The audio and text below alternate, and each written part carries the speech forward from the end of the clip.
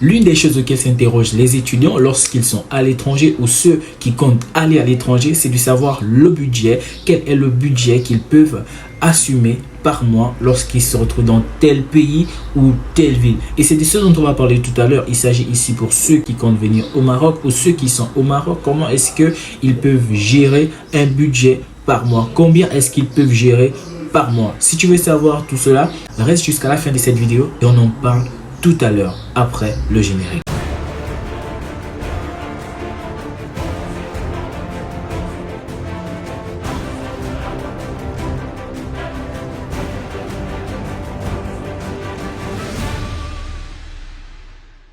Avant de rentrer dans le vif du sujet, je vous demanderai de vous abonner et de liker si la vidéo vous plaît pour m'encourager à continuer à faire ces vidéos.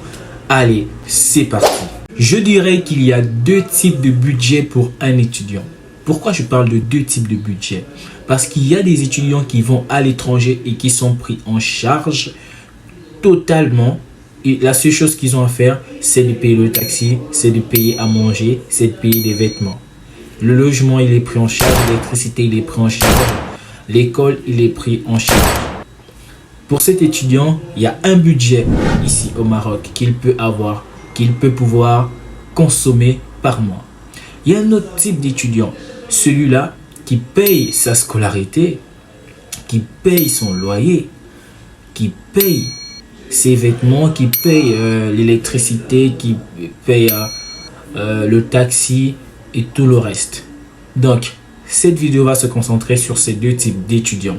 Si vous êtes dans l'une des deux conditions ou vous comptez être dans l'une des deux conditions et on suppose que vous n'êtes pas encore étudiant et que vous comptez devenir étudiant, vous comptez aller à l'étranger, comptez venir au Maroc parce que ici, moi je suis au Maroc et je vous parlerai du budget au Maroc.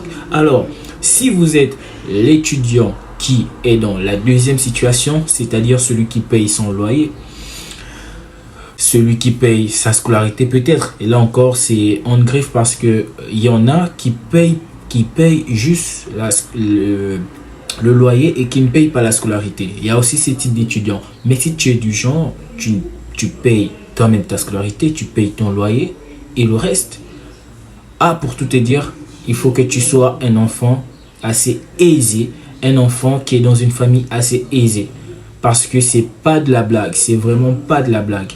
En effet, il y a des écoles qui sont dans les 3 millions, les 4 millions, les 5 millions et même les 7 millions. Et tout dépend de la filière que tu as envie de faire. Si tu es dans une filière où il y a médecine, c'est du lourd. C'est dans les 6 millions, 7 millions.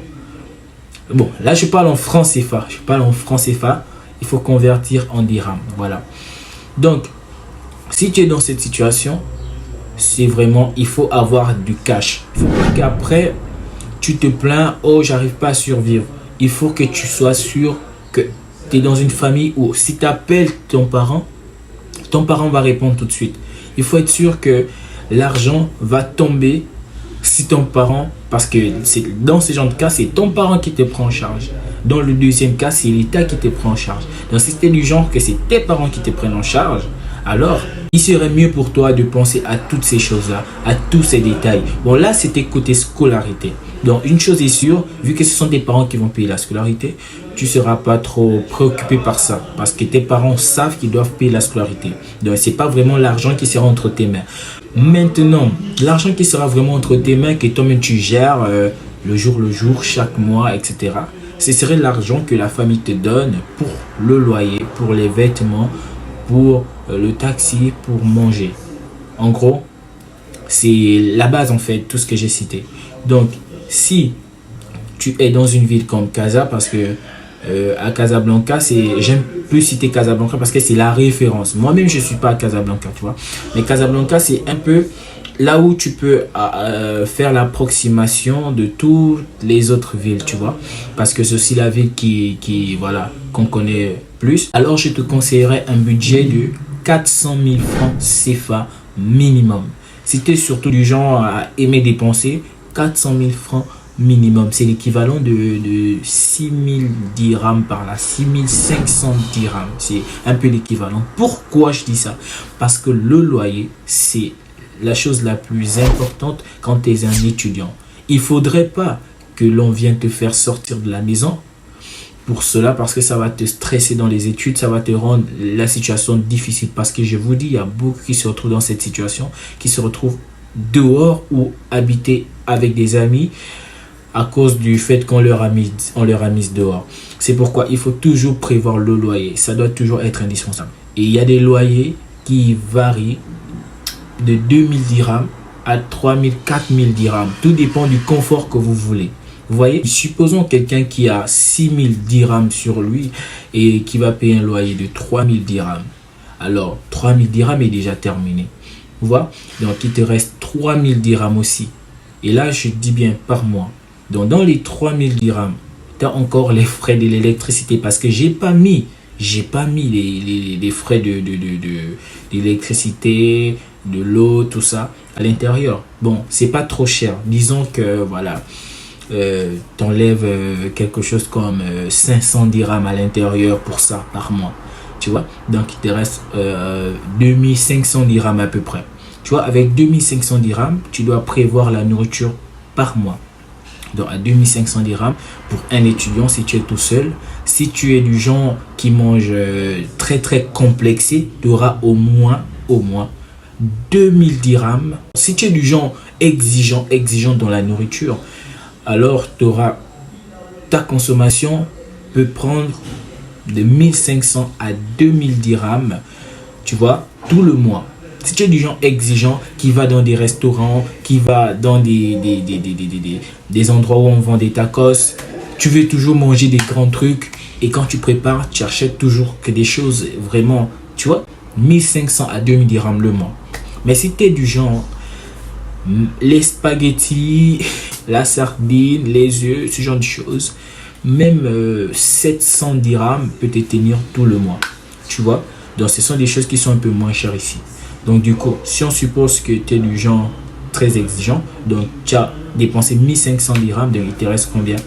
Il te reste moins de 1000 dirhams. Moins de 1000 dirhams que tu vas devoir utiliser pour ton taxi, tu vois. Pour ton taxi, pour les déplacements. Les taxis, c'est pas trop cher. Ce sont des taxis compteurs et tu peux prendre le tram, surtout quand tu es un étudiant. Faut favoriser le tram parce que le tram, c'est des longues distances à moins cher. Donc, tu vois. Donc, voilà un peu pour l'étudiant qui est un étudiant dont les parents prennent en charge la scolarité, le loyer, à manger, le taxi, les vêtements. Voilà, maintenant, pour l'étudiant qui est pris en charge par l'État, qui ne se contente qu'à acheter à manger, à boire, des vêtements et le taxi, alors là, vous êtes gâtés. Vous êtes gâtés. Donc, pour ces étudiants-là, eux, leur budget par mois pour manger, boire, le taxi et les vêtements, 2000 dirhams suffit par mois. 2000 dirhams suffit par mois. Excusez-moi, je vais calculer l'équivalent de 2000 dirhams en francs CFA. Ça nous donne 125 000 francs CFA. Donc, 125 000 francs CFA le mois, c'est largement suffisant, même pour quelqu'un qui est très exigeant. Avec 2000 dirhams, c'est largement suffisant. Donc, ceux qui sont plus en difficulté ou qui seront plus en difficulté, ce sont les étudiants qui sont pris en charge totalement par les parents. C'est pourquoi sur cette chaîne, j'ai toujours conseillé de faire les études, d'apprendre, d'avoir des résultats excellents pour être pris en charge par l'État et pour être envoyé, voilà, à l'étranger. Parce qu'il y a des parents, vraiment des riches, qui peuvent envoyer leurs enfants à l'étranger. Ça ne leur fait aucun souci. Ils sont riches, mais les enfants des personnes qui sont dans des familles modestes, c'est très difficile. C'est très difficile. Et moi, je veux que vous puissiez savoir la situation ici au Maroc pour que vous ne faites pas d'erreur et que vous ne vous lancez pas aveuglement. Alors, j'espère que cette vidéo vous aura aidé. Et n'hésitez pas à me poser vos questions. N'hésitez pas à me suggérer d'autres sujets pour que je puisse en faire des vidéos. Je serai ravi d'en faire davantage. Et n'oubliez pas de vous abonner, de liker et de partager si possible. Merci d'avoir suivi cette vidéo jusqu'à la fin. Merci pour tous ceux qui me soutiennent. Moi aussi, je vous aime et surtout passez une très belle journée.